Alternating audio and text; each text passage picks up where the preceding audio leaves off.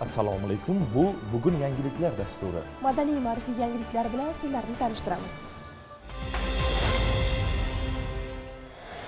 Oliy ta'limda samaradorlik va ilmiy tadqiqot ishlarini qo'llab-quvvatlash tizimni isloh qilishning eng muhim bosqichlaridan biri hisoblanadi. Ushbu masalalar Samarqand davlat arxitektura qurilish universitetida Respublika oliy ta'lim muassasalari rektorlari ishtirokida muhokama qilindi.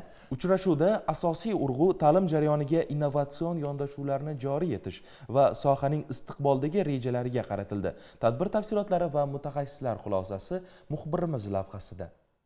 O'zbekiston Respublikasi Prezidentining oliy ta'lim, fan va innovatsiyalar tizimini tubdan transformatsiya qilishga oid chora-tadbirlar to'g'risidagi farmoni loyihasi muhokamasiga bag'ishlangan mazkur anjumanda Prezident administratsiyasi mas'ullari, oliy ta'lim, fan va innovatsiyalar vazirligi vakillari, oliy ta'lim muassasalari rektorlari ishtirok etib, unda mazkur farmon loyihasining strategik ahamiyati, uning oliy ta'lim, fan va innovatsiyalar tizimini tubdan yangilashdagi o'rni hamda sohada amalga oshirilayotgan islohotlarni yangi bosqichga olib chiqishdagi ahamiyatiga e'tibor qaratildi. Shuningdek, mazkur hujjat orqali oliy ta'lim muassasalari faoliyati samaradorligini oshirish, ilmiy tadqiqot faoliyatini qo'llab-quvvatlash va innovatsion yondashuvlarni keng joriy etishga qaratilgan ustuvor vazifalar belgilangani ta'kidlandi.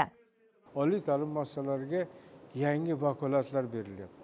Oliy o'quv yurtining ish sifatiga qarab, uni samaradorligiga qarab moliyalashtirish differensiatsiya bo'lyapti, turli xil bo'ladi. Oliy ma'lumotli kadrlar tayyorlashda biz bozor tamoyillari mezonlariga javob beradigan yangi qoida qabul qilyapmiz. Ishonchim komil, bu farmon qabul qilingandan keyin oliy o'quv yurtlarining o'zining ishiga munosabati, mas'uliyati, eng asosiysi meni qiziqtiradigan, biz chiqarayotgan mutaxassislar sifatida jiddiy o'zgarishlar kutamiz bizlar. Chunki shu o'zgarishlarni amalga oshiradigan mezonlar va maqomlar qabul qilinyapti. Farmon loyihasining asosiy yo'nalishlari, uni amalga oshirish mexanizmlari va kutilayotgan natijalar yuzasidan o'tkazilgan taqdimotlarda universitetlar boshqaruvini takomillashtirish, ta'lim sifati baholash tizimini xalqaro talablar asosida rivojlantirish, shuningdek, ilm-fan va innovatsiyalarni ishlab chiqarish bilan uzviy bog'lashga qaratilgan vazifalarga ham alohida e'tibor qaratildi. Muhokamalar davomida rektorlar tomonidan farmon loyihasida nazarda tutilgan islohotlarni amalga oshirish, oliy ta'lim muassasalari faoliyati samaradorligini oshirish, ilmiy salohiyatni mustahkamlash hamda universitetlarning xalqaro raqobatbardoshligini kuchaytirishga doir taklif va mulohazalar bildirildi. Rektorlariga vakolatlar berilyapti. Qabul jarayonida talabalarni kontrakt summalarini belgilab berishi, shu bilan birgalikda milliy reytinglarda kirgan oliy ta'lim muassasalariga davlat tomonidan qo'shimcha rag'batlarni berilishi. Endowment fondlari bo'yicha mana yaxshi takliflar berildi. Bu oliy ta'lim muassasasiga qiladigan mablag'lari. Bu fond asosan o'sha qonun darajasida ko'tarilib, qonuniy taraflari amalga oshirilganda, agarda endowment fondiga oliy ta'lim muassasalari mablag'larni jalb qilgan holatda 1 milliard agar jalb qiladigan bo'lsa, bevosita davlat tomonidan 100 million so'm ularga mana 10% miqdorida qo'shimcha endowment fondiga mablag' beriladi. Bu albatta o'sha biz oliy ta'lim muassasalarida talabalarni bitiruvchilarga munosib ish berish, sifat ko'rsatkichlari belgilab berilyapti. Demak, bitiruvchi bugungi kunda o'zini mutaxassisligida ishlayaptimi, yo'qmi? Hamda qancha maosh olyapti? Qaysi yo'nalishlarda masalalarni hal qilib beryapti? Yig'ilish qatnashchilari Samarqand davlat arxitektura qurilish universitetida yaqinda ishga tushirilgan zamonaviy laboratoriyalar faoliyati bilan tanishib, oliy ta'lim tizimida amalga oshirilayotgan islohotlar muhokamasi, shuningdek, ehtiyojmand oilalar farzandlarini xorijiy til va kasbga o'qitish kurslarini tashkil etish masalalari yuzasidan o'tkazilgan taqdimotlarda ham ishtirok etishdi. Tadbir doirasida Respublika oliy ta'lim muassasalari o'rtasida o'tkazilgan Yashil oliygoh tanlovi g'olibi bo'lgan Jizzax Politexnika institutiga Prezident sovg'asi sifatida elektromobil topshirildi. Yig'ilish ishtirokchilari tomonidan Yashil makon umummilliy loyihasi doirasida Samarqand davlat arxitektura qurilish universiteti hududiga daraxt ko'chatlari ekildi. Yangi O'zbekiston poydevori ilm ma'rifat bilan quriladi. Poytaxtimizda ana shu ezgu maqsad yo'lida xizmat qilayotgan ziyo ahlining navbatdagi anjumani bo'lib o'tdi.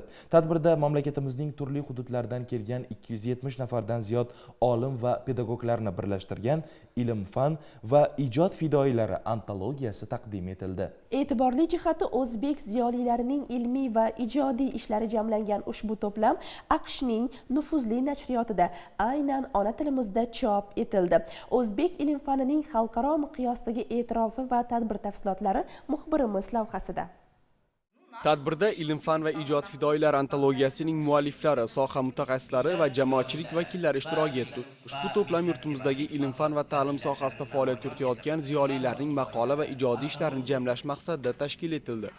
Mazkur antologiya ilm-fan ijod yo'lida fidokorona xizmat qilayotgan ustozlarni, asosan pedagog ustozlarimizni, qolaversa yoshlar ishtirok etishgan. Jamiyatimizga o'zimizni masalan asosan pedagoglar qatnashyapti. Ular o'zlarini olib borgan faoliyati davomidagi ilmiy ijodiy ishlarini bizga topshirishgan. Biz ularni to'plab turib, mana shu 270 nafar mualliflarni ijodiy ilmiy ishlarini to'plamda chop etdik.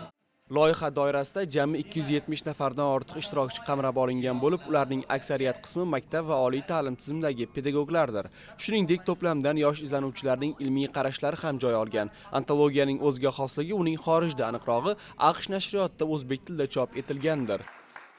Bu to'plamda hozirda turizm haqidagi maqolam chop etilgan. Bunda turizmni yoshlar uchun ajratib berilayotgan imkoniyatlari, undan tashqari davlatimizga olib kelayotgan ya'ni foydasi, undan tashqari yutuqlari haqida keltirib o'tganman. Bu taqdirlov kelajakdagi mening aynan turizm sohasidagi faoliyatim, undan tashqari karyeram uchun juda ham katta o'z hissasini qo'sha oladi. Tadbir davomida mualliflarga Millat ziyolilari va izlanuvchilari ilmiy tadqiqotlar markazining qarori bilan esdalik nishonlari va sertifikatlar topshirildi. Mazkur rag'batlantirish ko'p yillar davomida ta'lim sohasida mehnat qilayotgan va ilmiy izlanishda bo'lgan xodimlarni qo'llab-quvvatlashga qaratilgan. Tashkilotchilarning so'zlariga ko'ra, ushbu loyiha yil davomida tushgan arizalar va saralab olingan ilmiy ishlar asosida shakllantirilgan. Bugungi anjuman bu isbot, yoshlarga katta juda ham e'tibor beryaptilar. Ilm faniga katta juda ham e'tibor beryaptilar. O'sha uchun bugungi antologiya biz uchun, yoshlarimiz uchun, siyosatimiz uchun, kelajagimiz uchun juda ham ahamiyatli o'ringa ega. To'plamga hamma jamlangan maqolalar, bu ilmiy maqolalar, ijodiy maqolalar, she'rlar. Bu to'plam antologiyasi bizga dalil beradiki, bizning yoshlarimizning kelajagi juda ham porloq bo'ladi. Sabab O'zbekistonga hamma imkoniyatlar yoshlar uchun yaratib berilgan. Tadbir yakunida kelgusida ham mahalliy tadqiqotchilarning ishlarini xalqaro miqyosda nashr etish jarayoni davom ettirilishi aytildi. Yusufjon Yunus, Avazbek Saydullayev bugun dasturi uchun. Turizm bu nafaqat iqtisodiy daromad, balki milliy qadriyatlarimizni dunyoga tanitish demakdir. O'zbekiston 2030 strategiyasi doirasida Farg'ona viloyatida ziyorat turizmi va servis sifatini oshirish bo'yicha yangi bosqich boshlandi. Qo'qon va Marg'ilonning me'moriy durdonalaridan tortib, tadbirkorlar taklif etayotgan zamonaviy xizmatlargacha viloyatda qanday o'zgarishlar kutilmoqda? Navbatdagi lavhamiz shu haqda. Asori atiqalarga boy diyorimiz sayyohlik salohiyati va imkoniyatlar borasida dunyoda munosib o'ringa ega. Marg'ilon, Qo'qon, Farg'ona kabi qadimiy shaharlarimizni ko'rish, betakror me'moriy obidalar, tabarruk qadam joylarni ziyorat qilish, nodir tabiat go'zalliklaridan bahramand bo'lish, azaliy an'ana va qadriyatlarimiz bilan tanishish istagidagi sayyohlar soni yildan yilga ortib bormoqda. Turizm qo'mitasi raisi viloyatdagi turizm sohasi vakillari bilan uchrashdi. Tur kompaniya va mehmonxona rahbarlari, xizmat servis ko'rsatuvchi tadbirkorlar bilan ochiq muloqotda hududning sayyohlik sohasini rivojlantirishda uchrayotgan muammo va yangi takliflar tinglandi. Hurmatli prezidentimizning topshirig'iga asosan 2026-yilda turizm sohasini yangi bir bosqichga olib chiqish masalasida shu turizm sohasi mutaxassislarini joylarda uchrashuvlar o'tkazilyaptilar. Muloqotimizda asosiy masalasi hurmatli prezidentimiz tomonidan bu yil boshida qabul qilingan Farg'ona turizm rekreatsion zonasini tashkil etish bo'yicha qaror qabul qilindi. Bu qaror amalga oshadigan bo'lsa, aytish mumkinki, nafaqat o'sha qarorda ko'rsatilgan maskanlar, aytaylik o'sha Shohimardon, Yordon, Avval, Chimyon, Vodil yoki Yo'zafon butun Farg'ona viloyatiga, nafaqat Farg'ona viloyatiga, butun vodiyda turizm rivojiga katta hissa qo'shiladi. Sababi yana bitta yangi bosqichga ko'tariladi. Biz shuni guvohi bo'lamiz albatta. Bugungi uchrashuvda men ham bir ikkita takliflarni berdim. Bu respublika miqyosida hal qilinadigan masalalar, albatta bu masalalar hal qilinadigan bo'lsa, aytaylik o'sha bizni viloyatimiz, nafaqat viloyatimiz, vodiydagi ichki turizmni rivojlanishiga juda katta hissa qo'shadigan ijobiy yechimlar amalga oshiriladi, sayyohlar oqimi kuchayadi va shu orqali mamlakat g'aznasiga qolaversa soliq tushumlari ko'payadi, ishchi o'rinlari yaratiladi. Viloyatda turizm yo'nalishida amalga oshirilayotgan keng ko'lamli ishlarda albatta soha vakillari bo'lgan mehmonxona rahbarlari hamda xizmat servis yo'nalishida faoliyat yuritayotgan tadbirkorlarning o'rni katta ekanligi bildirildi. Aytaylik, soha bir tomonga ketsa, tadbirkor ikkinchi tomonga ketsa, aytaylik, bu ham bir sohani rivojlanishiga aks ta'sir berishi mumkin bo'lgan holat. Shuning uchun tadbirkorlarning fikrlari bilan bugungi davlatni loyihalarni birlashtirishga qaratilgan. Aytaylik, mana barcha hududlarda shu loyihalarni ko'rdik, tadbirkorlar bilan uchrashdik. Yakuni bilan nima bo'ladi? O'sha tadbirkorlar ko'tarayotgan masalalar, takliflar yoki bo'lmasam rejalarini uni bir qaror shaklida tasdiqlab, demak biz keyingi 26-yilning yakuniga qadar va 27-yilda amalga oshiriladigan ishlarimizni belgilab olamiz. Mahallani rivojlantirish va jamiyatni yuksaltirish yilida ustuvor yo'nalishlar bo'yicha islohotlar dasturlari va O'zbekiston 2030 strategiyasini amalga oshirish bo'yicha davlat dasturida tashqi va ichki turizmni rivojlantirish uchun keng sharoitlar yaratish orqali sayyohlar sonini oshirish belgilangan. Uchrashuvda turizm sohasida faoliyatini boshlash istagida bo'lgan yosh tadbirkorlar ham ishtirok etib, o'zlarining qiziqtirgan savollariga javoblar oldilar. Shuningdek, ularga turizm bo'yicha tadbirlarni amalga oshirish yuzasidan maslahatlar berildi. Hozir 10 dan ortiq yoshlar ishtirok etyapti va ular bevosita o'z kelajagini turizm yo'nalishida ko'rmoqda. Sababi ular aynan mana shu yo'nalishda tahsil olmoqda va bu uchrashuv ularga bevosita rahbariyat bilan muloqot va bundan tashqari amaliy ko'nikmalarini rivojlantirishga ham juda muhim rol o'ynamoqda va bundan tashqari bu yerda mana juda ko'p mehmonxonalarimiz rahbarlari va bu turizm yo'nalishidagi viloyatimizdagi eng ko'zga ko'ringan shaxslar ishtirok etyapti. Bular bilan aynan yoshlarni ham integratsiyasi, ular bilan muloqotini ham biz bu yerda amalga oshiryapmiz.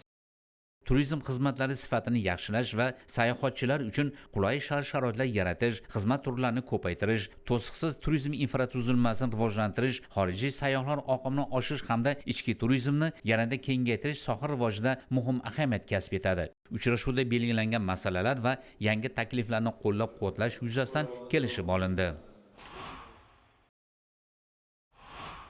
Xalqimiz uchun azaldan bahor va yangilanish timsoli bo'lib kelgan Navro'zi olam yurtimiz bo'ylab katta shodiyona bilan qarshi olinmoqda. Joriy yilgi bayram tantanalari Navro'zni ulug'lash, insonni ulug'lash degan ezgu g'oya ostida keng qamrovli umumxalq sayillari shaklida o'tmoqda. Barcha hududlarda aholining ko'tarinki kayfiyati va milliy qadriyatlarimizning go'zal namunalari namoyish etilayotgan tadbirlar qizg'in pallaga kirgan. Joylardagi bayram shukuhi va xalq sayillari haqida muxbirlarimiz xabar qiladi.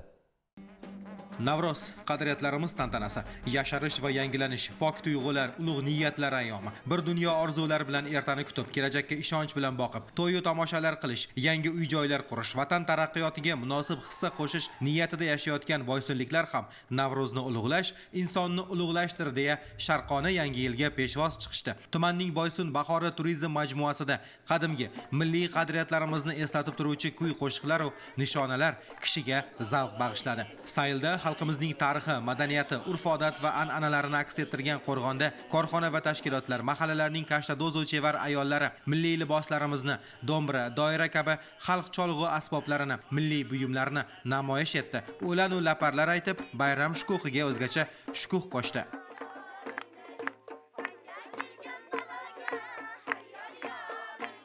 Boysun tumanida mana Navro'z bayrami juda ko'tarinki kayfiyatda, baraka yomg'irlari ostida nishonlanmoqda.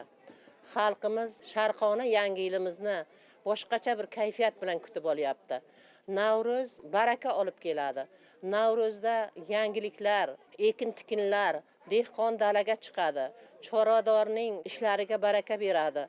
Demak, mana shunday bayramda ayollarimiz, yigitlarimiz, qizlarimiz, butun xalqimiz Boysun tumanida bayramni yaxshi bir orzular bilan, yaxshi niyatlar bilan kutib olmoqda. Qalblardagi Navro'z zavqi fusunkor sahnaga ko'chdi. Tuman hokimi Bahodir Shukurov yig'ilganlarni Navro'z ayyomi bilan samimiy qutlab, yurtdoshlarimizga ezgu tilaklarni izhor etdi. U o'z so'zida Navro'zning yangilanish, mehr-oqibat va birdamlik ramzi ekanini ta'kidlar ekan. Tumanda so'nggi 1 yil Navrozdan Navrozgacha bo'lgan davr mobaynida amalga oshirilgan ishlar va qo'lga kiritilgan yutuqlar haqida atroflicha to'xtalib o'tdi.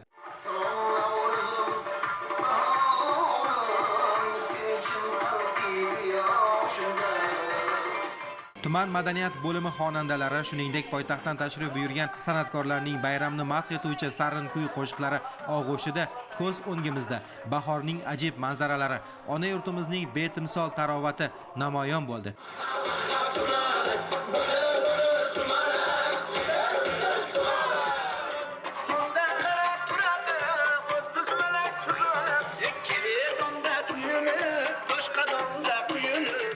Ezgulik, muhabbat, xayr-saxovat, muruvvat, shafqat va shafoat, yangilanish va yasharish ayyomi Navro'z qalblarga surur, olam quvonch va yangi orzu-havaslarni baxsh etishda davom etmoqda.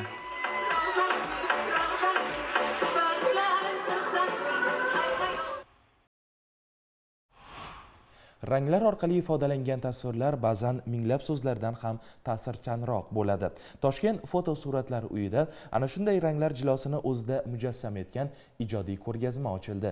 Badiiy ijodkorlar uyushmasi a'zosi musavvir Ilsuyar Toshpo'latovaning Rang tasvir mening sevgim deb nomlangan shaxsiy ko'rgazmasida rassomning 60 ga yaqin sara asarlari namoyish etilmoqda. Ushbu asarlarda inson ruhiyatining eng samimiy ifodalari va ranglar tilidagi o'ziga xos hikoyalar aks etgan. Ko'rgazma bilan Taxmina Tillazoda lavhasida tanishasiz. Bir 1937-yilda Toshkent shahrida tug'ilgan rassom ijodiy faoliyatini san'at maktabida boshlagan. Keyinchalik u Respublika rassomlik bilim yurtida tahsil olib, mashhur ustozlar qo'lida mahoratini sayqallaydi. Bu yerda biz rassomning asarlarida milliylik va zamonaviylik uyg'unlashganini ko'rishimiz mumkin.